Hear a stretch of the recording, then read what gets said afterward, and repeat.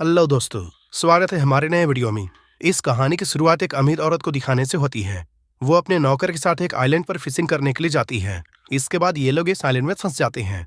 यहाँ वो औरत अपने नौकर को सीड्यूस करती है और इसके बाद इन दोनों के बीच में क्या होता है ये हम आगे इस वीडियो में देखेंगे। तो चलिए इस मूवी को शुरू करते हैं। मूवी के शुरुआत में हम लोग एक औरत को देखते हैं जिसका नाम एम्बर है। वो एक घमंडी औरत है जिसे अपने पति के दौलत पर बहुत घमंड होता है। एक दिन एम्बर अपने हस्बैंड और एक कपल के साथ प्राइवेट प्लेन में क्रूज के लिए जा रही होती है। वहां पहुंचने के बाद क्रू मेंबर्स इनका वेलकम करते हैं, लेकिन एम्बर इन लोगों पर ध्यान नहीं देती है क्योंकि एम्बर के लिए ये सभी छोटे लोग थे। इसी शिप में हम लोग माइकल को देखते हैं जो कि एक सर्वेंट है। वो यहाँ आए हुए लोगों को उनका रूम दिखाता है। रूम में आते ही एम्बर माइकल से ये पूछती है, इस क्रूज में जिम नहीं है क्या?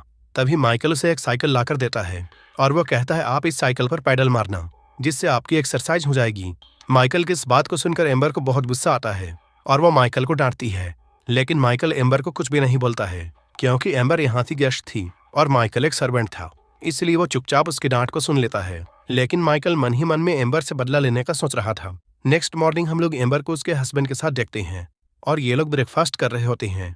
तभी एम्बर माइकल को अपने पास बुलाती है और वह कहती है ये खाना बहुत ठंडा है, जाओ इसे गर्म कर कर ले आओ। ये बात सुनकर माइकल को बहुत गुस्सा आता है और वह गुस्से में आकर सारा खाना एम्बर के सर पर डाल देता है। ये देखकर एम्बर उस पर चिल्लाने लगती है, जिसके जवाब में माइकल एम्बर को उठाकर पानी में फेंक देता है। लेकिन तभी एम्बर चुटकी बजाती है और हम लोग ये देखते हैं माइकल ये सारा कुछ सपने में देख रहा था। इसके बाद वह खाने को उठाकर उसे गर्म करने के लिए किचन में जाता है। वहां पहुंचकर वो अपने दोस्तों से ये कहता है, एम्बर बहुत ही घमंडी औरत है और वह मुझ पर अपना ऑर्डर चलाती है। इस पर माइकल के दोस्तों से ये कहते हैं, अमीर लोग ऐसे ही होते हैं। कुछ देर बाद शिप का कैप्टन खुद ही उस खाने को लेकर एम्बर के पास जाता है। उस गर्म खाने को खाने के बाद एम्बर शांत होती है। एक रात माइकल मछली पकड़कर किचन की तरफ जा रहा था। अभी उसे रास्ते में एम्बर मिल जाती है। एम्बर यहाँ उसे फ्लर्ट करती है और वो उसे सीड्यूस करने की कोशिश करती है, लेकिन वो एम्बर को इग्नोर करके यहाँ चला जाता है। नेक्स्ट डे एम्बर को फिशिंग करने की चुल मचती है और वो माइकल से ये कहती है वो उसके लिए एक छोटी बोट का इंतजाम करे। माइकल एम्बर को समझाते हुए उससे ये कहता है मौसम का कोई भरोसा नहीं है और यहाँ पर कभी भी तूफान आ सकता है। लेकिन एम्बर को जोरों से चुल मच रही थी, इसलिए वह फिशिंग करने की जिद पर आ जाती है। मजबूर होकर माइकल भी एम्बर की बात को मान लेता है और उसे एक छोटी बोट में बैठाकर समुद्र में फिशिंग करने के लिए जाता है। थोड़ी दूर जाने के बाद उनकी बोट अचानक से बंद हो जाती है। इसके बाद माइकल बोट को चेक करता है। चेक करने पर उसे ये मालूम चलता है इस बोट पर तेल खत्म हो चुका है। एम्बर जब ये सुनती है तब इस बात के लिए वो माइकल पर चिल्लाती है।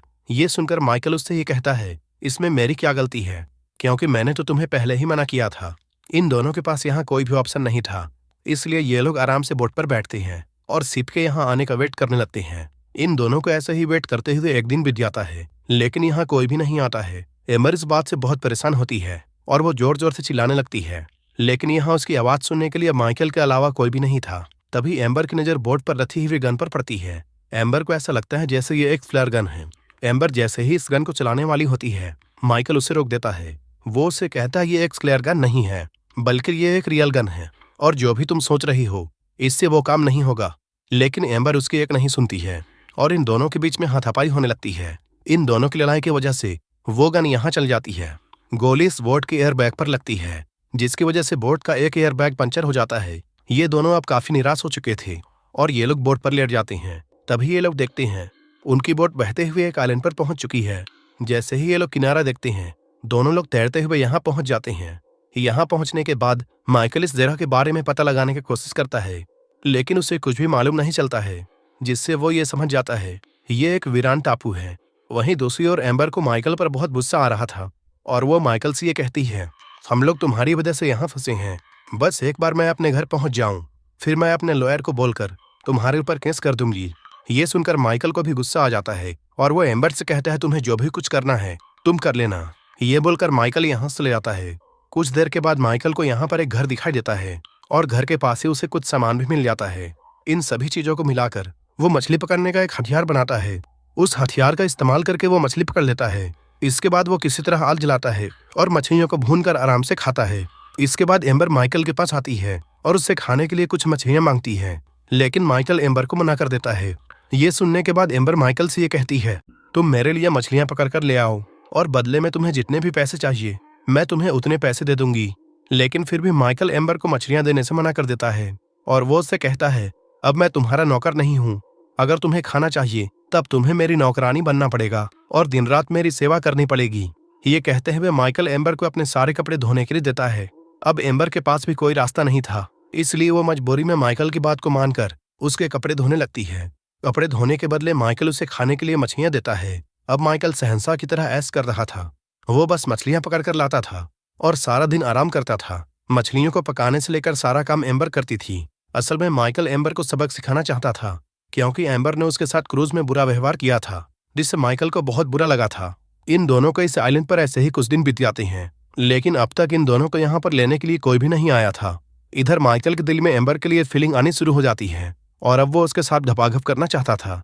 माइकल काफी दिनों तक एम्बर को देखकर रहता है, लेकिन अब उससे बर्दाश्त नहीं हो रहा था और वो एम्बर के साथ जबरदस्ती करने का ट्राई करता है, लेकिन एम्बर उसे रोकने की कोशिश कर रही होती है। एम्बर को ऐसा देखकर माइकल रुक जाता है और वो एम्बर से कहता है, मैं अभी तुम्हारे साथ कुछ भी नहीं करूंगा, लेकिन कुछ ही दिनों बाद तुम खुद ही मेरे पास आओगी और उस वक्त मैं तुम्हारी अच्छी तरह से बजाऊंगा। अब एम्बर भी कई दिनों से प्यासी थी और वो भी अब इंटीमेट होना चाहती है और उसके मन में भी फीलिंग्स आने लगती है। इसके बाद वो माइकल के पास जाती है और वो उससे कहती है, तुम जमकर मेरे साथ घपाघप करो और मेरी गुफा में डुबकी लगाओ। ये सुनकर माइकल बहुत खुश होता है। इसके बाद ये लोग यहाँ भयंकर घपाघप करते हैं। एक दिन जब शाम में ये लोग बैठे हुए होते हैं, तभी एम्बर माइकल से ये कहती है, अब मैं तुमसे बहुत प्यार करती हूँ। ये सुनकर माइकल बहुत चौंक जाता है और वो एम्बर से ये कहता है, अगर हम लोग इस आइलैंड पर नहीं होते तब तुम मुझसे ये बात कभी नहीं कहती। क्या तुम्हें याद है तुमने मेरे साथ शिप में कैसा बिहेव किया था? इस पर एम्बर माइकल से ये कहती है, उस वक्त मेरा मूड बहुत खराब था, क्योंकि मेरा पति मुझे सेटिस्फाई नहीं कर पाता था, लेकिन जब से मैं तुम्हारे साथ इंटीमेट हुई हूँ मुझे ये एहसास हुआ तुम्हारे छोटे चेतन में काफी दम है। ये सुनते ही माइकल फिर से जॉन सीन बन जाता है और ये लोग फिर से इंटीमेट होते हैं। यहाँ रहते हुए इन दोनों को कई दिन बीत जाते हैं। ये लोग यहाँ मछलियां पकड़कर खाते थे और बाकी समय में संभोग किया करते थे। ये दोनों इस आइलैंड पर बहुत खुश थे, लेकिन तभी इन दोनों को समुद्र में एक नाव दिखाई देती है। उस बोट को देखकर एम्बर माइकल से ये कहती है, हम दोनों को कहीं पर छुप जाना चाहिए, लेकिन माइकल उसे मना कर देता है। इस पर एम्बर माइकल से ये कहती है, मैं तुम्हारे साथ बहुत खुश हूँ और मैं तुम्हें छोड़कर कहीं नहीं जाना चाहती हूँ। इस पर माइकल एम्बर को समझाते हुए ये कहता है, मैं भी तुमसे बहुत प्यार करता हूँ, लेकिन हम लोग इस आइलैंड पर जिंदगी नहीं गुजार सकते हैं। अगर हम लोग इस आइलैंड से बाहर निकलते हैं तब हम लोग एक दूसरे के साथ कहीं भाग जाएंगे। एम्बर भी माइकल की इस बात को मान लेती है। इसके बाद ये दोनों उस बोट में बैठकर क्रूज शिप में आ जाते हैं। वापस आने के बाद एम्बर का हस्बैंड एम्बर का देखभाल करने के लिए माइकल को थैंक्स बोलता है। इसके बाद माइकल उदास होकर यहाँ से लौट जाता है और एम्बर भी अपने पति के साथ होटल चली जाती है। लेकिन यहाँ आने के बाद भी एम्बर माइकल के बारे में ही सोच रही थी। वहीं दूसरी ओर हम लोग माइकल को देखते हैं, जो कि एम्बर के लिए एक रिंग लेता है। इसके बाद वो एम्बर को कॉल करता है। एम्बर माइकल से ये कहती है, तुम मुझे बस ये बताओ कब मुझे तुम्हारे साथ चलना है, मैं बिल्कुल तैयार हूँ। एम्बर माइकल को समझाते हुए कहती है, तुम एक लेटर में प्लान लिखकर होटल के रिसेप्शन में छोड़ देना। इसके बाद माइकल एक लेटर लिखकर होटल के रिसेप्शन में छोड़ देता है। माइकल ने लेटर में ये लिखा था, मैं कल क्रूज शिप में तुम्हारा वेट करूंगा। नेक्स्ट मॉर्निंग जब एम्बर उस लेटर को लेने के लिए जाती है, तब वहां पर एम्बर का पति भी पहुंच जाता है और वहां पर वो उस लेटर को देख लेता है। यहाँ वो उस लेटर को पढ़ता है। इस लेटर को पढ़ने के बाद उसे एम्बर और माइकल के प्लान के बारे में पता चल जाता है। इसके बाद वो तुरंत एम्बर को एक हेलीकॉप्टर में ले जाता है।